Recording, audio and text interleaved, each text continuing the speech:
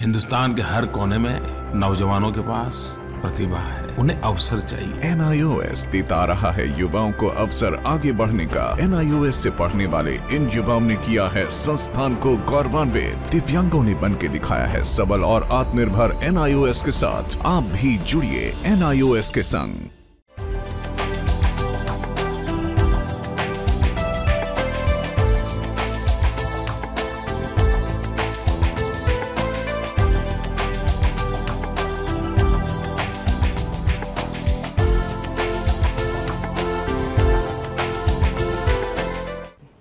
Hello नमस्कार, मैं doctor Ajay Garg आप सभी का national institute of open schooling के एक प्रोग्राम में स्वागत करता हूं। हमने अक्सर देखा है कि विभिन्न छात्र विभिन्न प्रकार की दक्षताएं हासिल कर लेते हैं। कोई सिलाई कढ़ाई में निपुण है तो कोई छात्र इलेक्ट्रीशियन के किसी काम में निपुण है। विभिन्न छात्र विभिन्न प्रकार की दक्षताएँ हासिल कर लेते हैं, लेकिन कई बार क्या होता है, उन्हें मनचाहा रोज़गार नहीं मिल पाता। वो रोज़गार की तलाश में घूमते रहते हैं। कई बार क्या होता है, अपनी स्किल को एक तरफ रख करके जो छात्र होते हैं विभिन्न प्रकार के काम करने को राजी हो जाते हैं। क्यों ना कोई ऐसा काम किया जाए, कुछ ना कुछ ऐसा मतलब उनको विभिन्न प्रकार की नॉलेज दी जाए कि वो उसमें दक्ष हो जाए, अपना कोई कार्यक्रम कर पाएँ। इसी के लिए national institute of open schooling ने आज एक प्रोग्राम पेश करने जा रहे हैं, जिसमें आपको ये बताया जाएगा किस प्रकार से स्वरोजगार किया जाए। वो कौन कौन से विभिन्न संसाधन हैं जिन्हें इकट्ठा किया जाए, जिनकी सहायता से आप विभिन्न प्रकार की नॉलेज अर्जित कर सकते हैं और अपना खुद का व्यवसाय कर सकते हैं। इसी चर्चा में भाग लेने के लिए आज हमारे साथ हैं दिल्ली विश्वविद्यालय से डॉक्टर RP तुलसियान जी और भारतीय विद्यापीठ यूनिवर्सिटी से प्रोफेसर ग्रोवर जी। मैं आप सभी का स्वागत करता हूं। नमस्कार सर। आज हमने देखा है हमारे छात्र विभिन्न प्रकार के प्रोग्राम कर रहे हैं। उदाहरण के लिए इलेक्ट्रीशियन का बहुत सारे प्रोग्राम हैं, कोई डाटा एंट्री का प्रोग्राम कर रहा है, कोई टीवी मैकेनिक का कोई प्रोग्राम कर रहा है, लेकिन उनके अंदर वो दक्षता नहीं आ पा रही है। उनको वो ज्ञान नहीं आ पा रहा है कि वो अपना खुद का व्यवसाय कैसे स्टार्ट करें, कहाँ से वो पैसा इकट्ठा करें, वो कौन कौन सी लीगल फॉर्मेलिटीज़ हैं जिन्हें करने के बाद उसको ये बात पता चल जाए कि मुझे उस व्यक्ति से कांटेक्ट करना है। तो आज हमारे दर्शकगण ये बात आपसे जानना चाहेंगे। इन सभी बातों के लिए मैं डॉक्टर RP तुलसियान जी के पास आऊँगा और वो आपको इस बारे में जानकारी देंगे। नमस्कार सर। आपने जो आज ये प्रश्न उठाया, बहुत महत्वपूर्ण प्रश्न है। हमारी पूरी युवा पीढ़ी के सामने एक ये प्रश्न होता है जब वो पढ़ाई से निकलकर, विश्वविद्यालय से निकलकर बाहर आते हैं या अपनी स्कूल की शिक्षा समाप्त करते हैं कि वो क्या करें। एक छात्र विद्यार्थी जब स्कूल, कॉलेज और विश्वविद्यालय की पढ़ाई करके बाहर निकलता है तो वो अपनी आय बढ़ाना चाहता है, और आय बढ़ाने के लिए हम अक्सर देखते हैं कि लोग नौकरी में जाते हैं, लेकिन नौकरियां कहाँ से आएंगी अगर कोई रोजगार नहीं स्थापित करेगा। तो आज यह आवश्यक हो गया है कि हम अपने विद्यार्थियों को यह ज्ञान दें कि वो अपना रोजगार स्थापित करने के में सक्षम हो सकें, क्योंकि हम ये चाहेंगे कि लोग एम्प्लॉयमेंट सीकर ना बने, एम्प्लॉयमेंट गिवर बने। एम्प्लॉयमेंट गिवर वो होते हैं जो रोजगार स्थापित करते हैं। आप देखेंगे कि टाटा, बाटा, डालमिया, ये जो भी लोग हैं, इन्होंने एक जमाने में अपना रोजगार स्थापित किया, उन्होंने नौकरी नहीं ढूंढी। जमशेदजी टाटा ने आज से 100 वर्ष से पहले जब अपना कार्यक्रम शुरू किया, एक छोटा सा उद्योग लगाया और आज वहां पर लाखों लोग रोजगार पा रहे हैं और हजारों लोग उनके डीलरशिप लेकर अपना काम कर रहे हैं। तो जो स्वरोजगार की संभावना और भावना है, इसे जगाने के लिए हमारी सरकार ने बहुत सारे कार्यक्रम चालू किए हैं, जिनको हम कहते हैं entrepreneurship development programme, EDP programme. तो मेरा निवेदन ये रहेगा हमारे दर्शकों से कि वो अपनी पहले धारणा डेवलप करें कि उन्हें अपना रोजगार स्थापित करना है। अब प्रश्न ये उठता है कि मैं नौकरी में क्यों ना जाऊं। नौकरी में पहले दिन से पैसा मिलता है, कोई तकलीफ नहीं है, कोई कंडीशन नहीं है, 30वें दिन सैलरी मिल जाती है और न मुझे कोई पैसा इकट्ठा करना पड़ता है, न कहीं माल बेचना पड़ता है, न उधार देना पड़ता है, न उधार उगाना पड़ता है। बिल्कुल ठीक बात है, लेकिन नौकरी में अपनी कुछ दिक्कतें हैं। नौकरी में वो तरक्की नहीं है जो एक स्वरोजगार के अंदर होती है। सर, जैसा आपने कहा कि व्यवसाय इकट्ठा करने के लिए पूंजी की आवश्यकता होती है, हमारे दर्शक ये जानना चाहेंगे किसी व्यवसाय को स्टार्ट करने के लिए उसको कौन कौन से वो स्टेप हैं जिनको उसको फॉलो करना है, जिनको उसको पूरा करने के बाद वो अपना व्यवसाय स्टार्ट कर सकता है। तो मैं डॉक्टर ग्रोवर से पूछना चाहूँगा कि कौन कौन से वो स्टेप हैं जिनको करने के बाद वो अच्छा व्यवसाय स्टार्ट कर सकता है। सर, व्यवसाय आरंभ करने के लिए गर्ग साहब सबसे महत्वपूर्ण है कि जो युवक है, विद्यार्थी है, उसको किसी न किसी कार्य में निपुणता हो। चाहे वो एसी मैकेनिक का काम है, चाहे इलेक्ट्रिशियन का काम है, या फिर मोटर मैकेनिक का काम है, अगर वो भी कोई भी व्यवसाय शुरू करना चाहता है, सबसे महत्वपूर्ण आवश्यकता इस बात की है कि वो उस कार्य में दक्ष हो। अगर उस कार्य में वो दक्ष नहीं है तो उसको उस कार्य की ट्रेनिंग, अगर कोई से व्यवसाय शुरू करना था उस कार्य की उसे ट्रेनिंग लेनी चाहिए। चाहे वो एसी मैकेनिक काम है, इलेक्ट्रिशियन का है, मोटर मैकेनिक का है, मोबाइल रिपेयरिंग का है, कोई भी कार्य है उसके बारे में वो अब उसकी दक्षता ले। ये सबसे महत्वपूर्ण बात है जिसके बारे में व्यवसाय जिसका वो शुरू करना चाहता है। दूसरी महत्वपूर्ण चीज़ है कि जो भी व्यवसाय वो शुरू करना चाहता है उसके लिए कौन से संसाधन चाहिए, कितनी जगह चाहिए, कितना धन चाहिए उसके लिए। जो अगर वो छोटा यूनिट, स्मॉल स्केल यूनिट लगाना चाहता है, छोटे स्तर पे करना चाहता है, तो उसके लिए 2 से 5 लाख रुपए की आवश्यकता है। उसको बड़े स्तर पे करना चाहता है तो 10 या 25 लाख रुपए की आवश्यकता रहती है।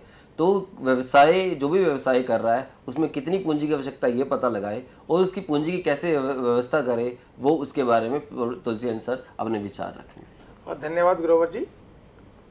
ये तो निश्चित रूप से बहुत आवश्यक है कि जब हम अपना कोई व्यवसाय आरंभ करते हैं तो हमें ट्रेनिंग की आवश्यकता तो है ही, कि जिस भी प्रोडक्ट के बारे में या जिस सर्विस के बारे में हम अपना व्यवसाय आरंभ करना चाहते हैं उसकी हमारे पास एक ट्रेनिंग होनी चाहिए, उसकी दक्षता होनी चाहिए, उसके बारे में हमें स्टडी करना चाहिए कि ये सामान कहाँ बिकता है, कहाँ बनता है, कैसे बनता है और उसके सोर्स मटेरियल क्या है। क्योंकि मार्केटिंग से पहले आवश्यक है कि उसका निर्माण हो, और निर्माण कार्य आरंभ करने से आवश्यक है कि निर्माण संबंधी सारे कार्य पहले किए जाएं। अर्थात फैक्ट्री कहाँ लगानी है, फैक्ट्री में कौन वर्कर होंगे, फैक्ट्री में इक्विपमेंट कौन से होंगे, फैक्ट्री के लिए नो हाउ कहाँ से आएगा, मटेरियल कहाँ से लिया जाएगा, क्या उसके उधार की व्यवस्था है, क्या वो नगद पर मिलेगा, क्या वो हमें इंपोर्ट करना है या वो लोकली अवेलेबल है। मेरा यह निवेदन होगा कि जो हमारे नए व्यवसायी अपना व्यवसाय आरंभ करना चाहते हैं कोशिश करें वो लोकल मटेरियल यूज़ करें, क्योंकि जब तक कॉस्ट ऑफ प्रोडक्शन कम नहीं होगी तब तक प्रॉफिटेबिलिटी नहीं बढ़ेगी। हमारे यहाँ सरकार ने एक प्रधानमंत्री रोजगार योजना आरंभ की है।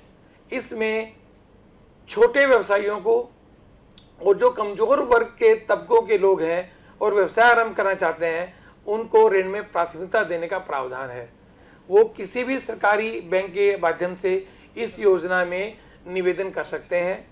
और सबसे खुशी की बात यह है कि सरकार इस योजना के अंतर्गत उनको सब्सिडी भी प्रदान करती है और ऋण की जो ब्याज दर है वो बहुत ही कम रखी गई है। सर, जैसा कि अभी आपने बताया कि बहुत सारी ऐसी संस्थाएं हैं जो पूंजी हेतु मदद करती हैं, तो मैं यहाँ पर ग्रोवर साहब से पूछना चाहूँगा कि वो कौन कौन सी संस्थाएं हैं जिनके लिए कोई छात्र उनसे मिल सकता है और उसको वित्तीय सहायता मिल सकती है वहाँ से। तो सर वो कौन कौन सी संस्थाएं हैं, मैं आपसे सबसे महत्वपूर्ण संस्था तो स्मॉल इंडस्ट्री डेवलपमेंट बैंक है, जो कि छोटे व्यवसायियों के लिए विशेषकर बनाया गया है। ये बैंक छोटे व्यवसायियों को ऋण उपलब्ध कराता है, सब्सिडी रेट पर उपलब्ध कराता है और छोटे व्यवसायियों को इस ऋण से काफ़ी कुछ मदद होती है।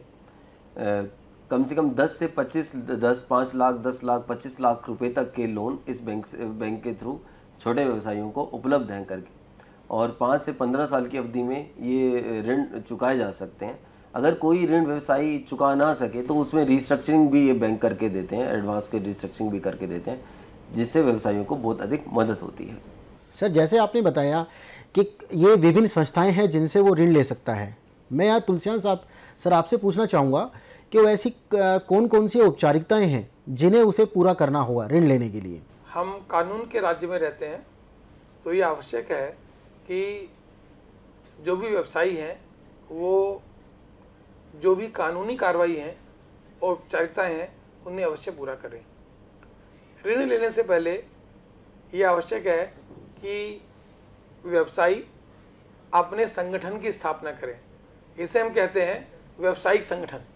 सामान्य तौर पर 3 प्रकार के प्रारूप होते हैं जो व्यवसायी निर्माण कर सकता है।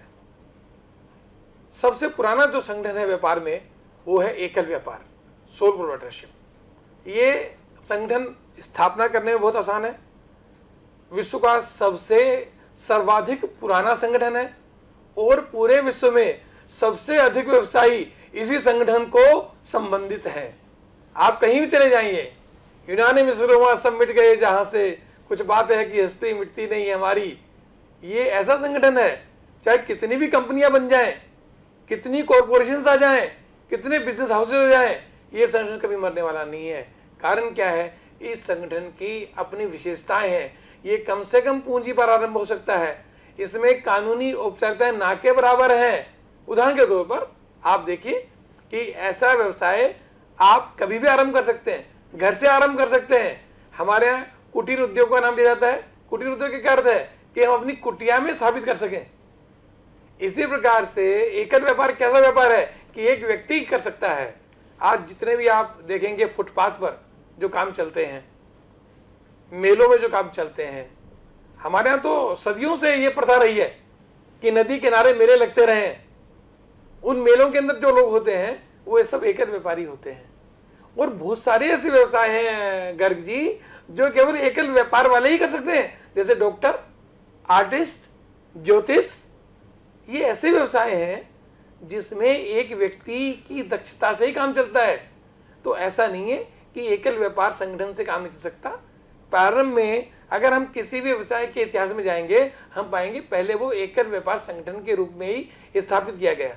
आजकल तो जितने भी बैंक हैं हमारे, वो सभी बैंकों में लघु उद्योगपतियों के लिए स्थापित सेल से संपर्क करके वो न केवल ऋण ले सकते हैं, बल्कि अपने काम के अंदर जो ट्रेनिंग की आवश्यकता है, टेक्नोलॉजी की आवश्यकता है, अपग्रेडेशन की आवश्यकता है, मार्केटिंग सर्वे में हेल्प की आवश्यकता है, वो सभी प्रकार की सुविधाएं उनको वहाँ उपलब्ध हैं।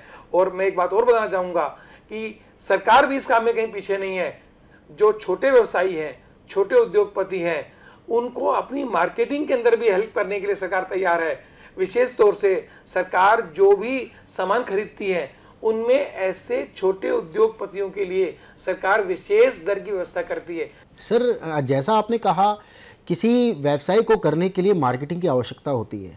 हमारे दर्शक जानना चाहेंगे कि मार्केटिंग क्या है, क्योंकि व्यवसाय तो स्टार्ट कर देता है, लेकिन उस व्यवसाय को सही प्रकार से कैसे किया जाए, किस प्रकार से वस्तु की विक्रय की जाए, कहाँ किन किन व्यक्तियों से उसको मिलना है वस्तु को बेचने के लिए, कहाँ से वस्तु खरीदनी है, कहाँ पर जो विभिन्न प्रकार की जो अलग अलग फॉर्मेलिटीज़ हैं उनको पूरा करना है।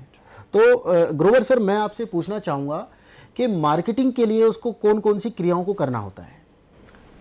व्यवसाय शुरू करने, जब भी कोई व्यवसाय शुरू करने लगता है तो सबसे पहला सवाल उसके मन में ये आता है कि जो भी वो प्रोडक्ट, जो भी वो सेवा पैदा कर रहा है, उत्पन्न कर रहा है, प्रोड्यूस कर रहा है, वो बिकेगी कहाँ, बिकेगी नहीं बिकेगी, और बिकेगी तो कहाँ बिकेगी। ये एक महत्वपूर्ण प्रश्न होता है उसके दिमाग में। सबसे पहले इसमें मैं कहना चाहूँगा कि उसको ये जानना है कि वो अपना प्रोडक्ट किन लोगों को, किन के लिए बना रहा है और कहाँ वो बिक सकता है करके। अगर इतनी जानकारी अगर उसको है कि मैं जो भी प्रोडक्ट और सेवा प्रोड्यूस कर रहा हूँ, जनरेट कर रहा हूँ या पैदा कर रहा हूँ, वो कहाँ बिकती है और किसको बिकती है, तो अगर इतनी जानकारी हो जाती है उसको, तो दूसरी बात वो कर सकता है कि अब ये जानकारी उन तक पहुँचानी है कि ये प्रोडक्ट और सर्विस वो जनरेट कर रहा है, प्रोड्यूस कर रहा है। इसके लिए मैं 3 माध्यम की बात करूँगा, बहुत ही महत्वपूर्ण है आज के संदर्भ में। पहला है ऑनलाइन ट्रेडिंग। अपने जो भी प्रोडक्ट और सर्विस वो पैदा कर रहा है उसकी ऑनलाइन इन्फॉर्मेशन दे। बहुत सारे आज गूगल, याहू और बहुत सारे ऐसे सर्च इंजन हैं जो फ्री ऑफ कॉस्ट आप व्यवसायी को अपना वेबसाइट बनाने के लिए कहते हैं कि उसके लिए कोई चार्ज नहीं करते। व्यवसायी अपने उत्पादन की जानकारी, अपनी सेवाओं की जानकारी अपनी वेबसाइट बनाकर उस पर दे सकता है, क्योंकि कंप्यूटर की जानकारी आजकल सबको है। वेब सर्विंग हर व्यक्ति करता है, तो इस प्रकार से वो अपने प्रोडक्ट की जानकारी, अपने सेवा प्रोड्यूस करने वाले की जानकारी वो जो खरीदार है उसको दे सकता है। सर, दूसरा एक महत्वपूर्ण बात है कि वो अपना एक बिजनेस कार्ड जरूर बनाए, चाहे वो छोटा व्यवसायी है चाहे मध्यम है, तो अपना एक बिजनेस कार्ड बनाए। इसमें कुछ खास खर्चा नहीं लगता है, 50 पैसे या 1 रुपये में एक बिजनेस कार्ड बन जाता है, लेकिन इससे एक इन्फॉर्मेशन बहुत जल्दी सर्कुलेट हो जाती है। तीसरा ये कि जो उसके ग्राहक हैं, कहते हैं कि अगर ग्राहक अगर उसके काम की या उसके प्रोडक्ट की तारीफ करता है तो ये सबसे बड़ा माध्यम होता है। तो वो प्रयास करे कि अपना बढ़िया से बढ़िया प्रोडक्ट बनाए, बढ़िया से बढ़िया सेवाएं दे अपने ग्राहक को, ताकि वर्ड ऑफ माउथ से उसका प्रोडक्ट और भी अधिक बिक्री करे। सर, मैं आपको यहाँ रोकना चाहूँगा। सर, हम एक व्यवसायी जो व्यवसाय कर रहा है उसको विभिन्न प्रकार के करों का भुगतान सरकार को करना होता है।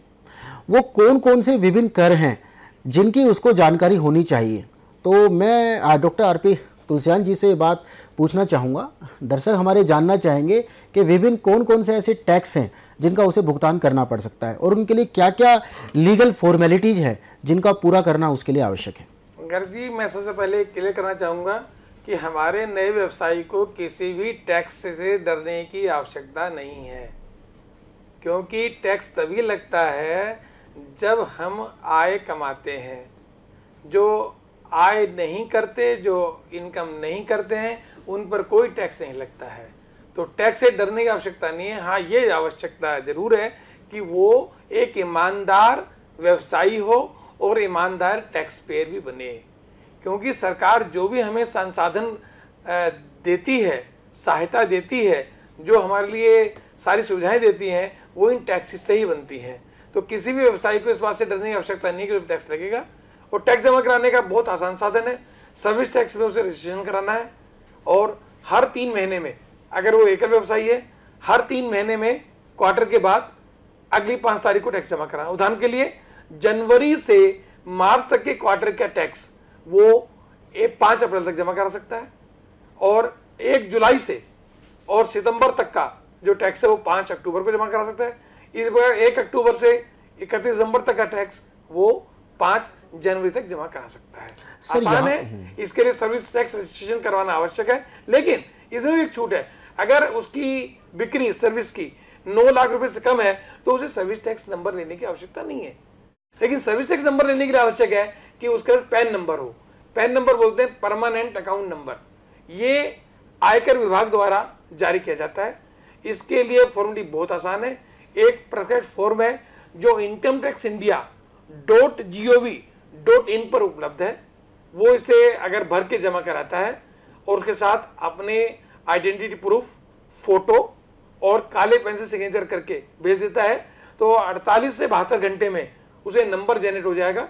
ये अल्फा न्यूमेरिक नंबर है, यूनिक नंबर है और ये नंबर मिलने के बाद वो अपनी रिटर्न आयकर की भर सकता है। कुछ लोगों को गलतफहमी है व्यवसायियों को कि अगर हमने पैन नंबर ले लिया तो हम पर इनकम टैक्स लग जाएगा या हमें रिटर्न भरना जरूरी है। बिल्कुल आवश्यक नहीं है। अगर आपने पैन नंबर लिया है तो आपको रिटर्न भरने की आवश्यकता नहीं है सर। यहाँ में आपसे इनकम टैक्सेबल ना हो। एक मैं बात पूछना चाहूँगा, अगर कोई व्यवसायी जो मतलब इनकम टैक्स जमा कर रहा है, इनकम टैक्स से बचने के लिए वो कौन कौन सी विभिन्न निवेश हैं जो उसे करने चाहिए, उन निवेश के बारे में कृपया बताइए। ये बहुत अच्छा सवाल आपने किया है और मैं कहूँगा हमारे दर्शकों में जो व्यवसाय नहीं भी कर रहे हैं वो भी इस छूट का फायदा उठा सकते हैं। और ये छूट इतनी अधिक है कि वो कई लाख रुपए तक की इनकम पर उनको टैक्स देने की आवश्यकता नहीं। उदाहरण के तौर पर नंबर 1, पहले 80C की धारा है जिसके अंतर्गत तो 1 लाख रुपए तक की आय पर अपना टैक्स बचा सकते हैं। उसके अंदर 15 से 20 ऐसे योजनाएं हैं जिनमें वो रकम जमा करके टैक्स छूट ले सकते हैं। उसमें कुछ प्रमुख योजनाएं जो आप सबके फायदे के लिए है। उसमें सबसे पहली है, आप अपनी जीवन साथी, पति पत्नी या बच्चों के लिए अगर जीवन बीमा करवाते हैं, उसका प्रीमियम देते हैं तो वो पूरा का पूरा प्रीमियम 1 लाख रुपए तक की राशि कर मुक्त है।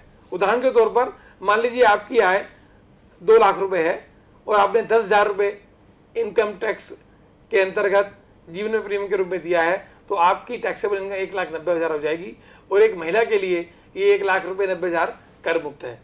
इसी प्रकार अगर उसकी महिला की इनकम 2,90,000 है तो 1 लाख रुपए तक की राशि वो जीवन बीमा राशि के रूप में अथवा पब्लिक प्रोविडेंट फंड के रूप में, अथवा नेशनल सेविंग स्कीम्स के सर्टिफिकेट्स के रूप में, अथवा टैक्स सेविंग स्कीम जो म्यूचुअल फंड की है उसमें जमा करके, या अगर कोई व्यवसायी कहीं नौकरी भी कर रहा है पहले से, तो उस नौकरी के अंदर अगर उसका पीएफ कटता है एम्प्लॉयर के यहाँ, उस पीएफ में भी वो राशि जमा करता है, तो उस राशि पर भी उसको धारा 80C के अंतर्गत कर मुक्तता मिलेगी। दूसरी जो योजना है जिस पर टैक्स बच सकता है वो मेडिक्लेम प्रीमियम देने पर। आजकल हेल्थ केयर की सबको आवश्यकता है, आप कोई बीमार हो सकते हैं, तो उसके लिए अगर आप मेडिक्लेम पॉलिसी लेते हैं तो 15,000 रुपये तक का मेडिक्लेम प्रीमियम आपकी राशि से घट जाएगा। बस आवश्यकता ये है कि वो अपने चेक द्वारा पेमेंट करें आप, और रिकॉग्नाइज्ड जो इंश्योरेंस कंपनीज हैं मेडिक्लेम पॉलिसी देने वाली, उन पर ही जमा करें।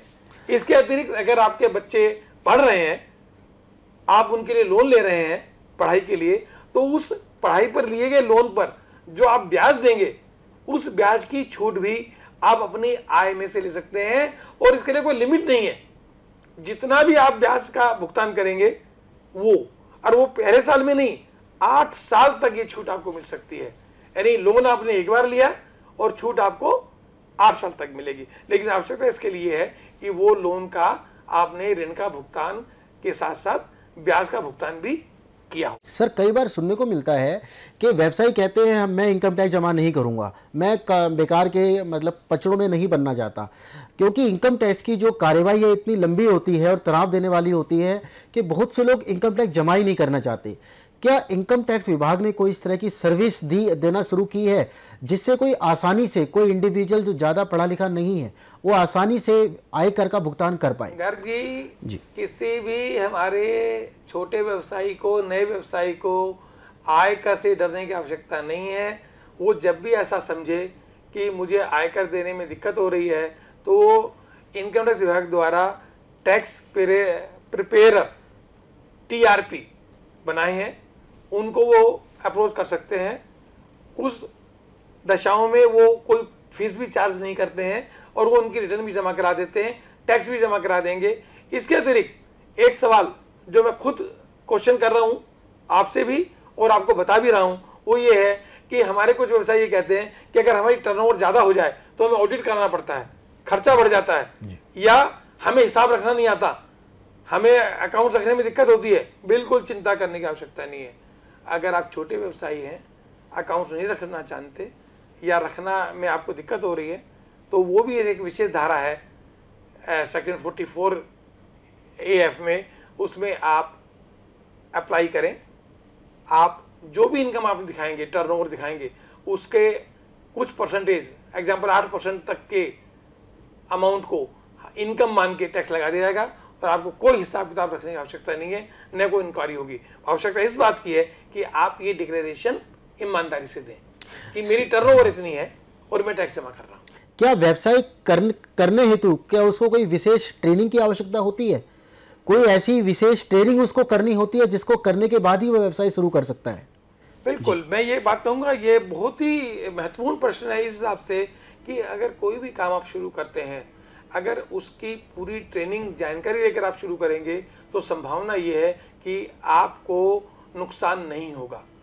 नुकसान से बचाने के लिए आवश्यक है कि जब भी आप किसी व्यवसाय में जा रहे हो, उस व्यवसाय की ट्रेनिंग अप्रेंटिसशिप के रूप में या ट्रेनी के रूप में अथवा ऑन दी जॉब ट्रेनिंग के रूप में करने के बाद ही आप उस व्यवसाय को शुरू करें तो यह अति उत्तम होगा। क्योंकि जब आप ट्रेनिंग के अंदर चीज़ सीखते हैं तो आपको नए व्यवसाय में आने वाली दिक्कतों की संभावनाओं का पता लग जाता है और एक बुद्धिमान व्यक्ति ट्रेनिंग के माध्यम से उन सभी कठिनाइयों को दूर करके अपना व्यवसाय आरंभ कर सकता है। यहाँ मैं एक बात जोड़ना चाहूँगा कि व्यवसाय शुरू करने से पहले, जैसे प्रोफेसर तुलचंद सिंह ने कहा कि पूरी जानकारी होनी चाहिए। कुछ विशेष व्यवसायों में तो पर्टिकुलर ट्रेनिंग और एजुकेशन क्वालिफिकेशन भी की आवश्यकता होती है। जैसे अगर केमिस्ट का रोज़गार स्टार्ट करना है, केमिस्ट स्टार्ट करना है, तो उसमें D Pharma का आपके पास एक कोर्स होना चाहिए, प्रॉपर उसकी लाइसेंस होनी चाहिए, प्रॉपर उसकी ट्रेनिंग होनी चाहिए। इसी प्रकार एसी मैकेनिक का प्रोग्राम का दक्षता है, उसमें भी प्रॉपर ट्रेनिंग की, इलेक्ट्रिशियन का प्रॉपर ट्रेनिंग की आवश्यकता है। तो ये कोई भी व्यवसाय शुरू करने से पहले मैं प्रोफेसर तुलसियान से पूरी तरह सहमत हूँ कि आपको उसकी पूरी जानकारी ले लेनी चाहिए, ताकि व्यवसाय करते समय आपको किसी तरह की परेशानी ना आ जाए। एक और बात मैं यहाँ जोड़ना चाहूँगा कि बचपन से लेकर अब तक मैंने देखा है कि जो व्यवसायी है वो दो बातों का हमेशा ध्यान रखता है। जो बचपन से ही सीख जाता है, घर में व्यवसाय करने वाले होते हैं उनसे सीख जाता है, लेकिन नए व्यवसायी को जो जिसके परिवार में किसी ने व्यवसाय ना किया हो तो ये जानकारी नहीं होती। हमेशा जो पुराना व्यवसायी है वो अपने बच्चे को ये सिखाता है कि ये देखना है कि कितना पैसा आ रहा है, कितना जा रहा है, कितनी इनकम है, कितना एक्सपेंडिचर है। कोई भी काम शुरू करने से पहले एक थोड़ा सा अनुमान लगा लें, इससे इतनी आय होने वाली है और इतना खर्चा होने वाला है। आय में से, इनकम में से एक्सपेंडिचर घटा के देखें कि कुछ बचत होने वाली है, तभी उस व्यवसाय को शुरू करें। अगर उसे लगे इसमें बचत नहीं होने वाली तो उन कारणों को जाए कि क्यों बचत होने वाली नहीं है, ताकि वो ऐसे कदम उठा सके जिसमें उसकी इनकम बढ़े और उसका खर्चा कम हो और उसका प्रॉफिट हो, मार्जिन हो। तो व्यवसायी को, जो छोटा व्यवसायी है, उसको विशेषकर ध्यान रखना चाहिए कि आय के संसाधन कहाँ कहाँ से रहेंगे और खर्चा कहाँ कहाँ होने वाला है और उसमें क्या क्या उसमें कोई फ़ायदा या फ़ायदा होने वाला है कि नहीं। तो इन बातों का एक व्यवसायी को ध्यान रखना चाहिए। तो अंत में मैं इतना ही कहना चाहूँगा, अक्सर व्यवसायी घबराते हैं। एक आम आदमी घबराता है कि मैं व्यवसाय क्यों करूं, व्यवसाय करने से कहीं मुझे आर्थिक हानि तो नहीं हो जाए, कहीं ऐसा तो नहीं हो जाए कि एक जो एक्स पर्सन जो व्यवसाय कर रहा है वो मैं नहीं कर सकता। ऐसा नहीं है। प्रत्येक व्यवसायी प्रत्येक प्रकार का व्यवसाय कर सकता है। एक उम्मीद केवल इस चीज़ की है, ज़रूरत केवल इस चीज़ की है कि आपके अंदर साहस हो, आपके अंदर दक्षता हो, आपके अंदर किसी काम को करने की निपुणता हो। आपको केवल प्रयत्नशील रहना है। आप प्रत्येक प्रकार का काम कर सकते हैं। ऐसा नहीं है कि किसी काम को करने के लिए ऊपर वाले ने किसी विशेष व्यक्ति को बनाया है। प्रत्येक प्रकार का व्यक्ति प्रत्येक प्रकार का कार्य कर सकता है। अंत में मैं इतना ही कहना चाहूँगा कि अगर आप कोई भी व्यवसाय करना चाहते हैं तो पहले अपने आप से खुद से पूछिए, खुद को मोटिवेट कीजिए कि हाँ, मुझे वो व्यवसाय करना है। उस व्यवसाय को करने के लिए जो जरूरी आवश्यकताएं हैं उनके बारे में पता लगाइए। उस क्षेत्र में कार्य करने वाले लोगों से मिलिए, उस क्षेत्र के बारे में जानकारी हासिल कीजिए कि कहाँ से आपको धन हासिल करना है, कौन कौन सी वो कानूनी औपचारिकताएं हैं जिनको आपको पालन करना है। तो अंत में मैं इतना ही कहना चाहूँगा कि इस कार्यक्रम को देख करके आप जरूर लाभान्वित हुए होंगे। प्रोफेसर आरपी तुलसियान जी का, प्रोफेसर ग्रोवर जी का मैं तहे दिल से शुक्रिया करता हूं कि अपने बिजी शेड्यूल में से टाइम निकाल के वो यहाँ आए और नेशनल इंस्टीट्यूट ओपन स्कूलिंग के दर्शकों को अपना अमूल्य समय दिया। धन्यवाद।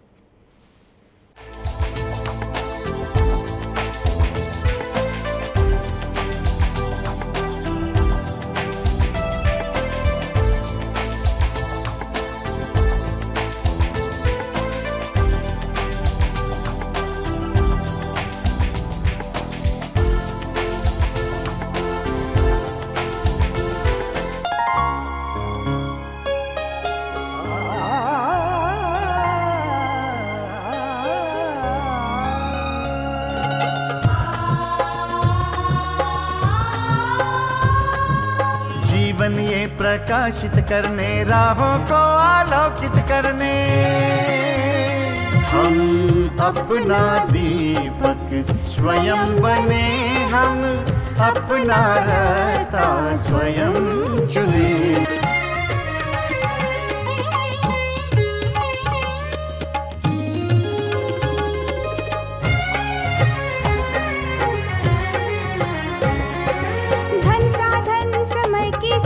से विद्यालय जो मुक्त हो, संसाधन समय की सीमा से विद्यालय जो मुक्त हो।